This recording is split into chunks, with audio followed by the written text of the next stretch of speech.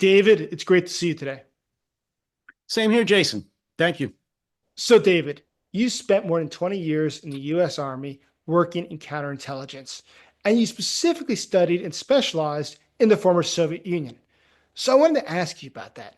Counterintelligence, specifically regarding Russia and the Soviet Union, it's a lot of people, I think, would argue sort of antiquated. The fact is that Russia during the Cold War obviously was a major threat to the US. But in the past couple of decades, leading to the full scale invasion of Ukraine, many people thought that Russia was taking time off. It was no longer a threat to the US. How much of a threat really was Russia and is Russia to US intelligence?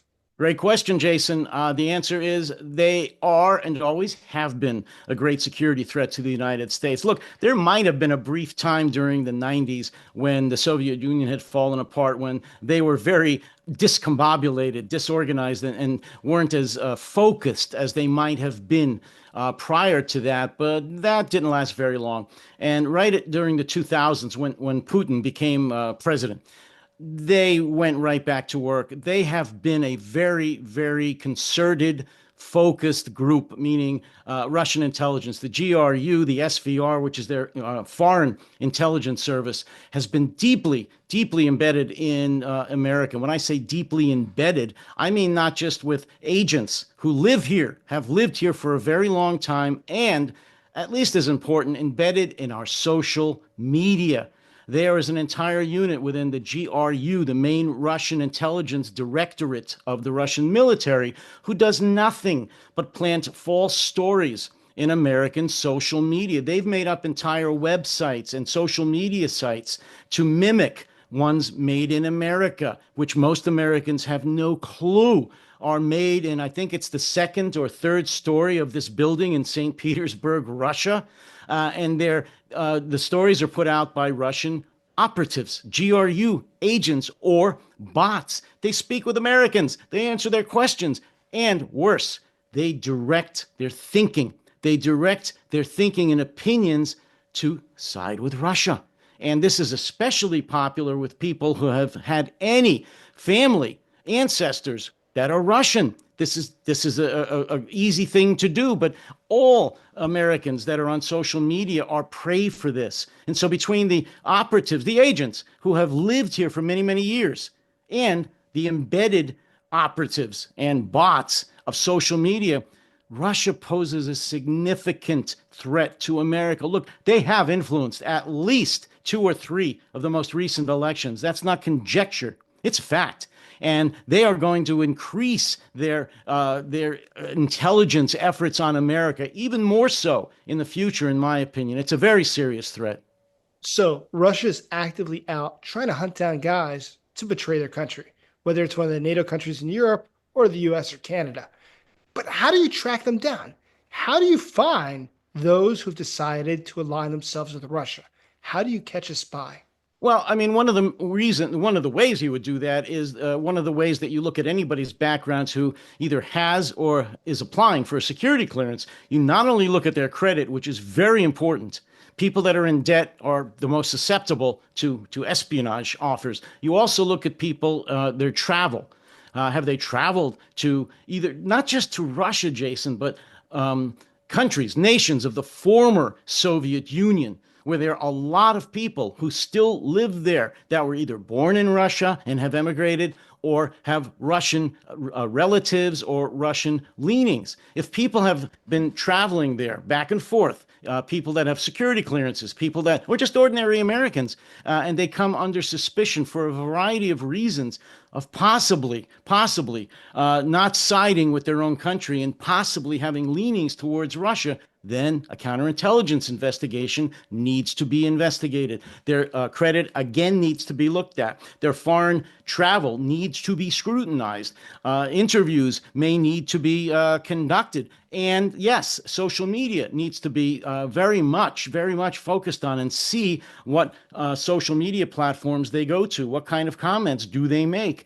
that's the best way to come up with this. And we don't have enough of a cyber presence right now to catch all those that are doing that. And those are the primary ways that we're going to catch spies, Americans who are siding with Russia, who in the past may not have. So when Russia is out in the market trying to find somebody to betray their country, what sort of guy in the European military or in the US military would they be looking for? What sort of attributes are they hunting for? There's a lot for them to look for. I mean, if they're going overseas, for example, we have a lot of military stationed in Europe, as you know, a lot, mostly in Germany, but now in other areas too, such as Poland and Italy and so forth. A typical prime target for Russian intelligence, and this has paid off for them in the past, is a single American, a male, who is looking for romance. And it's very easy not easy, but they try to entice him. It's called a honeypot. And they introduce a female agent who just so happens to be attracted to that particular type of soldier. And very discreetly, but consistently, goes up to him and develops a relationship. In fact, I believe this is going back a ways, but a Sergeant Lone Tree, who was a security guard, a Marine security detail at the U.S. Embassy in Moscow, was caught in just such a honeypot. The Russian intelligence had done just that. They took one of their operatives who played up to Sergeant Lone Tree and made him feel like the best thing since sliced bread. And they had a long-term relationship. And Sergeant Lone Tree turned over quite a bit of military information, confidential, sensitive information to this individual. And he was eventually caught. And I'm not sure, I haven't followed up, but he may or may not still be serving a long sentence in Leavenworth. But the honeypot is a common one. They look for soldiers that are lonely, that may have credit issues, and they, of course, are right there with the money. But a single American soldier is one. The other one, of course, is a high-ranking military, say, attaché or just anyone attached to an embassy or a military base who, again, may have credit problems, may be lonely, but has access to sensitive information. And that's the key. He becomes a target, and that's something that's happened a lot in the past and is currently going on right now, I'm sure. So how do the Russians, though, ascertain the targets? How do they know whom to go after? Well, that's a great question. They have, believe it or not, they not only have people within for example, we have bases right now in Poland. We have bases in Germany. There are civilians who work in those bases. They get to those civilians. Either some of those civilians, and I can tell you this from experience, for example, in Iraq, some of those civilians have leanings, whether political, cultural, or whatever, to in this case, we're talking about the Russians, to Russia, to the government there, and don't really like what the Americans are doing. The fact they're stationed on their soil. So the Russians know this, or some of these civilians actually go and offer their services to the Russians. They get a job on an American base. They then identify targets for Russian intelligence. So when that target leaves the base, they are then targeted, whether it be this honeypot situation where I told you about, or a friendship from somebody else who just happens to have a lot in common with this soldier or airman or Marine who has access to sensitive information, and it goes on and on from there. And eventually they get sensitive information from this person who's not necessarily trying to befriend Russia or has any leanings towards Russia. They actually think that they're friends with this person and they want to help them out. That's a very common example of how they do that. So the American, though, or European, who decides eventually to betray their country, for whatever the reason is usually going to have one of a few different motives, isn't he? And what does it really boil down to? What is it that they're seeking when they decide to turn against their own people? That's a great question, but it's not always just one thing. Sometimes it is. Very often, and especially now in these times, it is a cultural leaning. They feel a tug. For example, in Germany, people that live in East Germany have nostalgia for the Soviet times. They don't like what's going on there now. Some of the same things are going on in Poland. They actually feel a kinship with Russia. In Estonia, which has a large Russian population, a lot of those people feel more related in a kinship with Russia than they do with Estonia. So it's a cultural thing. They want to help their country, who they feel is still Russia, their cultural leanings, and they don't like what's going on now. They don't like what they perceive as NATO encroaching in their area, which was the former Soviet Union. The other reason is as you can probably guess, it's money. It's a classic case, and it's going on now. It's happened, which is why counterintelligence does credit checks all the time on people with security clearances. It's for money. When you need money, that's a good reason for you to betray your country. It's horrible, but if you look at any of the major cases over the last half century or so, it really does come down to money. They don't get as much money as you think. Sometimes it's just a few $1,000s, but they betray their country just for a few $1,000s. So in my opinion, though, Jason, it's a combination of misplaced hatred for their own country and thinking that they're doing the right thing by betraying their country and setting the record straight, and a need for money. You put those two together, and they justify being a traitor. That makes a lot of sense. But when you look at these people who betray their countries for so little, a few $1,000, truly, it's like 30 pieces of silver. So these people, though, they must realize what they're doing is going to have negative consequences. It's going to hurt people with whom they grew up with. It's going to hurt people in the military in which they serve, and yet they do it anyways. But tragically, we see that does happen in every country. Just recently in Ukraine, there was a major scandal when one of the top officers of the security service of Ukraine, the leading intelligence service of Ukraine, was caught to be betraying the nation to help Russia. Now, when we see this, what does it tell us? How is it that we can ever get to the bottom of all these different people that might have mixed interest and not have the interest of the nation at heart? Well, I'll answer this the way I've said it before about a lot of different things that we're seeing today for the first time. Social media. And I really do mean that. We, meaning the West, are losing the cyber war as of now. Russia's all over it. We need to concentrate on social media, on beefing up our cyber presence a lot. When I say we, I mean the West in general. Even Europe is far ahead of the United States on this, but they can come a long way too. Right now, a lot of people are spending a lot, if not most of their time online. So in the past, Jason, someone who may have thought about betraying their country for a host of different reasons spends so much time online now, and they are so exposed to Russian propaganda. They don't even know that it's Russian propaganda. They just hear this barrage or read this barrage of how America or NATO are bad and how Russia is good and they are doing what should be done. And it's the evil West who must be contained. And they may actually have white supremacist or leanings towards neo-Nazi feelings, maybe. But the flames are fanned by social media and staying on so long on social media and being alone. A lot of people are alone a lot, including in the military, even in the intelligence services. So what is my answer? We need to focus a lot more on cyber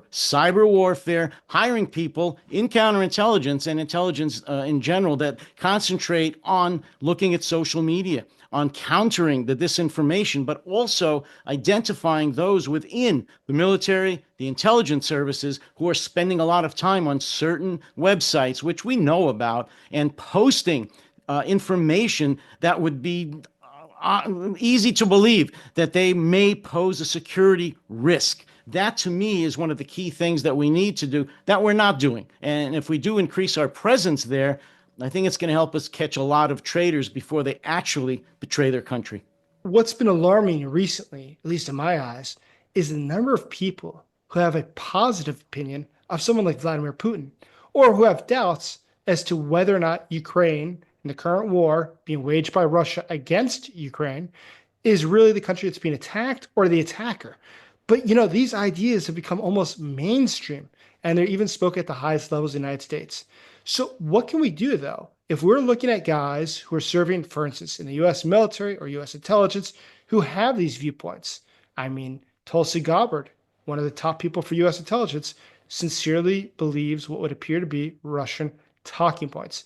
Now, how can we successfully investigate these people at the same time not violate their rights? Because these viewpoints are no longer radical, they're no longer marginalized, they're becoming mainstream. Well, that's a really good question, and it's not hard to answer. I mean, in my opinion, when people make statements about not taking up arms against the America, but believing hook, line, and sinker what Vladimir Putin is saying and mouthing the Kremlin lines, there's probably going to be other information, other comments on social media that go even further, and they're probably on other websites and social media sites that say the same thing. You're asking, what can we do to counter this? It's a follow up to my last answer. We need to develop a much, much bigger presence online to counter information. We're never going to convince everybody that what they're reading is wrong. But what Russia has done successfully, and I hate to say this, but some of the extremist groups here in America, is to make America disbelieve the truth. Right now, millions and millions of people in America don't know what the truth is. They question everything. And if something is said online on social media that may ring true with what they believe, they're going to believe it, whether it's just fantastical or delusional, or whether it comes right out of the mouth of a Kremlin propaganda writer. We need to counter that with the truth. But we have to do that with a big, much larger social media presence, an online presence. Whether or not that takes the form of live town halls, which I'm a firm believer in, or just in new social media sites or websites that post the truth consistently. Believe it or not, we're not doing that. We're not countering all of the lies out there with the truth. We're just saying that's a lie. That's not true. Kremlin bad. North Korea bad. China bad. Okay, well, what is the truth? What did they say that's a lie? And show us now what the truth is. Jason, we're not doing that. If we just did that on a consistent level, we wouldn't get through to everybody, but we'd get through to a lot, and we would chip away at this. But we've got to start. I don't even think we've started on that battle yet. There's certainly a lot that still needs to be done. But looking ahead, it does seem sort of alarming that there's so many people that have viewpoints that just a few years ago would have been considered radical. They definitely would have raised eyebrows. But today, they're viewed as just being a normal guy with a normal viewpoint. In fact, just imagine this. People that have security clearances that are doing things such as trying to take over the Capitol. Now they've gotten out, and many of these people have received pardons. They could potentially get security clearances again. So this all seems very alarming that the risk that we have posing to our nation is so close, and there's very little that we can do to stop it. Well, let me tell you this, and this goes beyond trying to increase our cyber presence or cyber bullying or any of the intelligence-related solutions I've talked to. One of the ways we should stop that we're not doing is our media. Our media has fallen down. I'm sorry. And this is not a military answer. It's not an intelligence answer. It's not a law enforcement answer. If the media doesn't do its job, and I'm talking in the United States, where its job is to present the truth, to counter lies, to educate the public so they can be more engaged in a democracy. That's the whole point of the media. And they're not doing that. They are doing false equivalencies. Jason, they've normalized all the extremist ideologies that you've mentioned here. They've made it acceptable for people to storm the Capitol and get away with it. They've made it acceptable to talk about white supremacy or to put tattoos of white supremacy on their bodies and be acceptable. They've made it acceptable to voice slogans from the Kremlin and from other authoritarian governments and have it just, that's their First Amendment right, and they can even be an elected official or a cabinet member.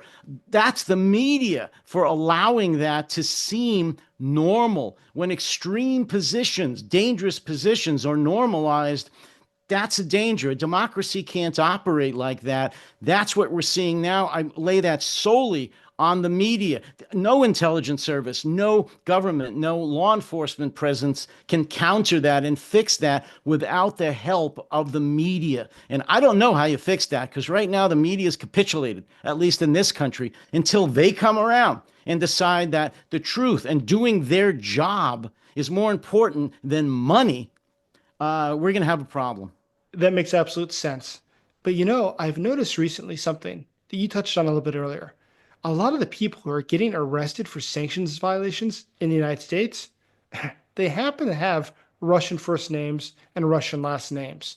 When you see the FBI complaints come out, it seems that Russians in America might be sometimes batting for the other team. They're not really on Team USA, but Team Russia. How much of a risk is it when you have people in a diverse nation like America, which we appreciate that diversity, but at the same time, we have a real risk that comes from it? Did you ever encounter something like that when you were doing counterintelligence, where somebody's interest was more in their home country or, let's say, religion than it was in the interest of the US?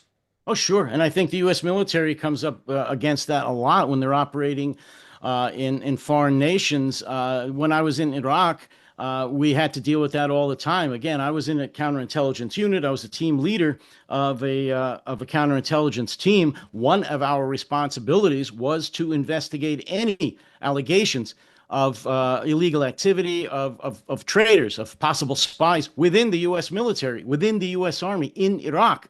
And I can remember two such occasions where local people who did like the American presence, who did not like Saddam Hussein, came and reported two of our soldiers who were actually intelligence unit soldiers who were being just a little bit too friendly with what the locals called bad guys. These were ex-Mukhabarat or Iraqi intelligence operatives. And they were still around after the Saddam Hussein regime fell. But two of our soldiers were reported to me, my team, as being friendly with them. So we conducted counterintelligence investigations. We developed sources. We did surveillance. And sure enough, unfortunately, two of our intelligence soldiers were providing sensitive information about the U.S. Army to Iraqi Mukhabarat intelligence agents who at the time were part of the opposition. They didn't have a government, but they were actively attacking American forces at that time. So these two American intelligence soldiers were apprehended and charged with espionage. I don't know. I didn't follow the case that much afterwards, but that's just an example of what you're talking about. That in foreign environments, especially during combat situations, combat areas of operation, the military is very, very aware of the fact that they have to police their own, that people with religious, ethnic, or cultural backgrounds may, in fact, side with their own people, in quotes, and against their own adopted country of the United States. David, that's really interesting. Thanks for your time today, and thank you for your service. My pleasure, Jason. Thank you.